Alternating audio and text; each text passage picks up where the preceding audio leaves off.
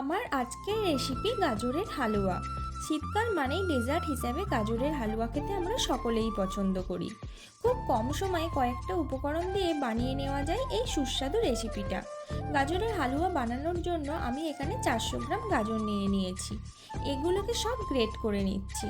একটি ফ্রাইং প্যানে ঘি গরম করে গ্রেট করা গাজরগুলো দিয়ে মিডিয়াম ফ্লেমে কিছুক্ষণ ভেজে নেব। যখন এর কালারটা চেঞ্জ হয়ে আসবে তখন থেতো করা এলাচ গুঁড়ো ও 50 গ্রাম চিনি মানে 2 মুঠো চিনি এটা দিয়ে মিশিয়ে নিচ্ছি। চিনিটা গলে গেলে উষ্ণ গরম দুধ দিয়ে নাড়াচাড়া করে ঢাকা দিয়ে 5 মিনিট গাজরটা সেদ্ধ করে নেব। এবার ঢাকা খুলে গাজরটা একবার নেড়ে নেব। গাজরটা ভালো করে সেদ্ধ হয়ে গেলে খোয়া ক্ষীর আর কয়েকটা কাজু বাদাম কিশমিশ দিয়ে মিশিয়ে নিচ্ছি।